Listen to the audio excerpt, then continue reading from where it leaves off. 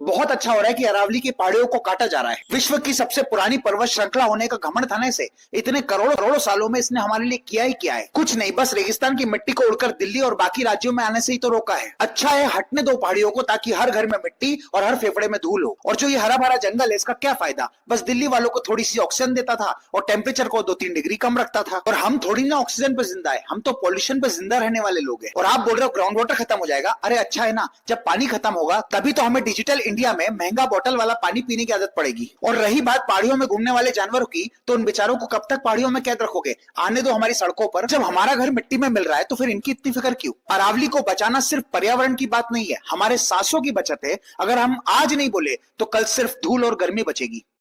अगर खुद को इंसान कहलवाना है तो 6 फीट हाइट होनी जरूरी है। The Aravalli Range, one of the world's oldest mountain range and North India's natural shield against desertification, is under threat.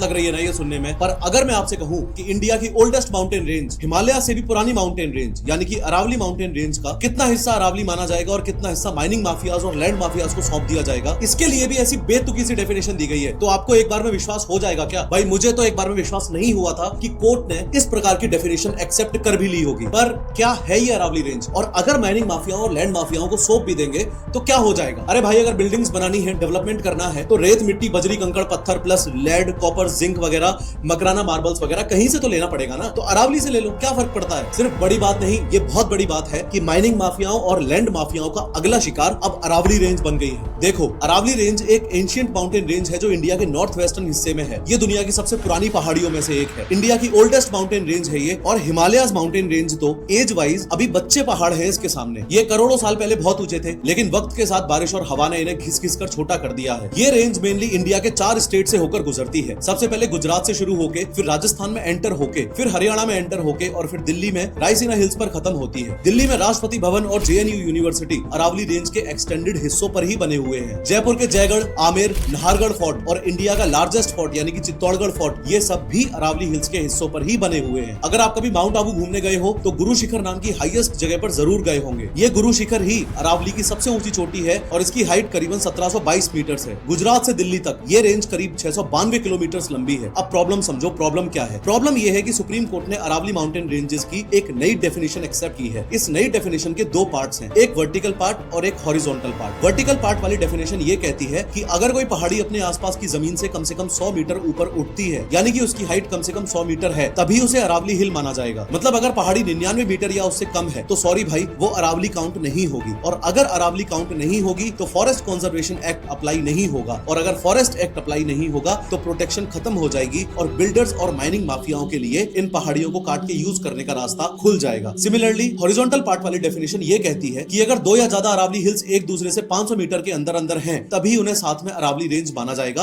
अगर डिस्टेंस 500 मीटर से ज्यादा हो गया तो वो अलग अलग ट्रीट होंगे, एक रेंज नहीं। यानी कि फिर से प्रॉब्लम ये है कि ये नया रूल 90% छोटी पहाड़ियों को प्रोटेक्शन से बाहर कर देगा और एनवायरमेंटलिस्ट कह रहे हैं कि माइनिंग के लिए रास्ता खुल जाएगा। अब दिक्कत यह है कि अरावली रेंज की सिर्फ 8.7% पहाड़ियां ही ऐसी हैं जो 100 मीटर से ऊंची हैं, बाकी सारी की सारी तो 100 मीटर से छोटी है। अगर नंबर वाइज बताऊं तो अरावली माउंटेन रेंजेस की 12,081 पहाड़ियों में से 11,033 पहाड़ियां तो ऐसी हैं जो 100 मीटर रूल क्वालिफाई ही नहीं कर पाएंगी। सिर्फ 1,048 पहाड़ियां ही ऐसी हैं जो इस रूल को क्वालिफाई कर पाएंगी, यानी कि अरावली माउंटेन रेंज की पहाड़ियां कहला पाएंगी। तो इसका मतलब ये हुआ कि 91.3% पहाड़ियों पे अब खतरा मंडरा रहा है। खतरा लैंड माफियाओं का, खतरा माइनिंग माफियाओं का, खतरा हजारों पेड़ काटे जाने का। क्योंकि आप खुद समझो ना, जो अरावली माउंटेन रेंज आज के दिन कुछ ऐसी दिखती है, इसमें से अगर मैं 90% से ज्यादा पहाड़ियां कटवा दूंगा तो वो अब ऐसी दिखेगी। और अगर अरावली हिल्स नई डेफिनेशन की वजह से ऐसी दिखी तो अपने देश में कुछ ऐसी मेजर दिक्कतें होंगी कि एक बड़ा इकोलॉजिकल डिजास्टर होने वाला है। सबसे पहली और सबसे बड़ी दिक्कत होगी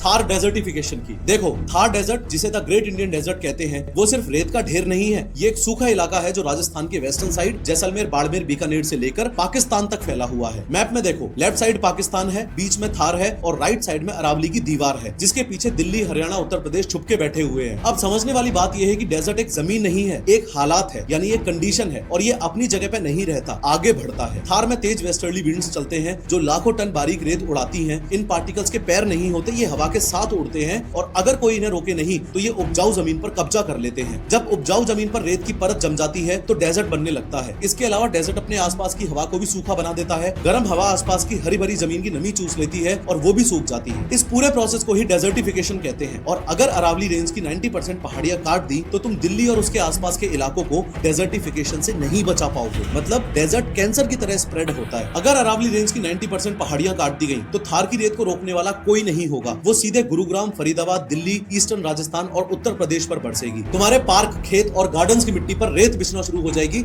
और अगले कुछ सालों में घास उगना बंद हो जाएगी। प्लस जो गर्म लू चलती है वो और ज्यादा जानलेवा हो जाएगी, क्योंकि बीच का ठंडा जंगल तो तुम माइनिंग माफियाओं को ऑलरेडी दे ही रहे हो। यानी अगर अरावली गई तो थार डेजर्ट धीरे धीरे दिल्ली एनसीआर की तरफ शिफ्ट होना शुरू हो जाएगा और अगले कुछ डेकेड्स में दिल्ली का मौसम कुछ कुछ जैसलमेर जैसा सूखा पड़ जाएगा, बस बिना ऊंटों के। दूसरी सबसे बड़ी दिक्कत होगी कॉरिडोर तोड़ने की। हमने इस एंगल से तो इस मुद्दे को सोच लिया कि अगर अरावली रेंज नहीं रही तो इंसानों का क्या होगा, पर हमने क्या इस एंगल से इस मुद्दे को सोचा कि अगर अरावली रेंज की 90% से ज्यादा पहाड़ियां कट गई तो वाइल्ड लाइफ का क्या होगा। अरावली माउंटेन रेंज का तुम्हारे बाप की है कि जो तुम सिर्फ अपने एंगल से सोच रहे हो। करोड़ों जानवर, पक्षी, जीव जंतुओं के एंगल से कौन सोचेगा भाई। इंसानों के पर्सपेक्टिव से हम माइनिंग और पॉल्यूशन तो देख रहे हैं, पर जानवरों के पर्सपेक्टिव से क्यों नहीं देख रहे कि अरावली माउंटेन रेंज की 90% पहाड़ियां माइनिंग माफियाओं से कटवाकर ना जाने कितने जानवरों के घर और आने जाने का रास्ता तोड़ रहे हैं हम। गुजरात से लेकर राजस्थान से होते हुए, हरियाणा से होते हुए दिल्ली तक जाने वाली ये अरावली रेंज जानवरों का एक कॉरिडोर ही तो है। उनका चलने का, आने जाने का, रहने का रास्ता ही तो है। इस पूरे पॉइंट को रणथंभौर नेशनल पार्क और सरिस्का टाइगर रिजर्व के एग्जांपल से समझो। रणथंभौर नेशनल पार्क राजस्थान में एक ऐसी जगह है जहां जंगल के बीच बड़े बड़े तालाब और उनमें मगरमच्छ हैं और हर मोड़ पर पुराने किले और खंडर मिलेंगे जो इसे एक जंगल बुक वाली रियल फिल्मी वाइब देते हैं। बाकी और भी बहुत सारे जानवर तो देखने को मिलते ही हैं, like any other national park. ऐसे ही सरिस्का टाइगर रिजर्व एक ऐसी जगह है जहां अरावली की रॉकी पहाड़ियां और घने जंगलों के बीच पुराने मंदिर जैसे पांडुपोल छुपे हुए हैं, जो टाइगर सफारी से ज्यादा एक शांति भरी लॉन्ग ड्राइव और हिली एडवेंचर फील देते हैं। है ये भी एक तरीके से जानवरों का घर ही। अब ऐसे समझ लो कि रणथंभौर और सरिस्का दो अलग अलग गांव हैं और अरावली माउंटेन रेंज वो अकेली रोड या हाईवे है जो इन दोनों को जोड़ती है। अब पॉइंट ये है कि शेर और तेंदुए एक जगह टिक कर नहीं रहते। जवान होने के बाद वो नया इलाका और नया पार्टनर ढूंढने निकलते हैं। अगर अरावली बीच में से टूट गई इस नए 100 मीटर रूल की वजह से, माइनिंग होने की वजह से, तो जानवरों के लिए बना हुआ वो हाईवे खत्म हो जाएगा। नतीजा, जानवर अपने ही जंगल में कैद होकर रह जाएंगे और वो दूसरे जंगलों में नहीं जा पाएंगे। अब मजबूरी में क्या होगा, उसी जंगल में जो बचे हुए 10-15 टाइगर्स हैं वो आपस में ही ब्रीडिंग करेंगे, यानी कि बच्चे पैदा करेंगे। मतलब भाई बहन में या कजन कजन में ब्रीडिंग होगी। साइंस में इसे इनब्रीडिंग कहते हैं। यहाँ फैक्चुअल प्रॉब्लम शुरू होती है। जब क्लोज रिलेटिव्स आपस में ब्रीडिंग करते हैं तो उनका डीएनए वीक पड़ने लगता है। डीएनए में जो खराब जीन्स छुपे हुए होते हैं वो उभर कर बाहर आ जाते हैं और यहीं से एक बड़ी प्रॉब्लम शुरू होगी, जेनेटिक डेड एंड की। इस इनब्रीडिंग की वजह से आने वाली पीढ़ियों में 3 सबसे बड़ी प्रॉब्लम आएंगी। सबसे पहली प्रॉब्लम आएगी वीक इम्यूनिटी की, यानी कि नए बच्चों का इम्यून सिस्टम खराब हो जाएगा। मान लो जंगल में कोई एक वायरस आया, जैसे कुत्तों से कैनाइन डिस्टेंपर वायरस फैलता है तो नॉर्मल टाइगर उसे झेल लेता है, लेकिन इनब्रेड टाइगर तुरंत मर जाएगा। एक छोटी सी बीमारी पूरी पॉपुलेशन साफ कर देगी। दूसरी प्रॉब्लम आएगी रिप्रोडक्टिव फेलियर की, यानी कि बच्चे पैदा होने बंद हो जाएंगे। साइंटिफिक रिसर्च कहती है कि इनब्रीडिंग से स्पर्म काउंट कम हो जाता है और बच्चे पैदा करने की ताकत खत्म होने लगती है। कई बार बच्चे पैदा तो होते हैं पर वो अंधे, लंगड़े या दिल की बीमारी के साथ पैदा होते हैं। तीसरी प्रॉब्लम आएगी द वॉकिंग डेड की। साइंटिफिकली इसे एक्सटिंक्शन वॉर्टेक्स कहते हैं। जानवर जिंदा दिखेंगे, घूमते हुए दिखेंगे, लेकिन जेनेटिक लेवल पर वो जिंदा लाश बन चुके होंगे, क्योंकि उनके पास फ्यूचर में सर्वाइव करने का डीएनए बचा ही नहीं है। तो एक तरफ तो तुम कह रहे हो कि जानवरों को मारना इलीगल है,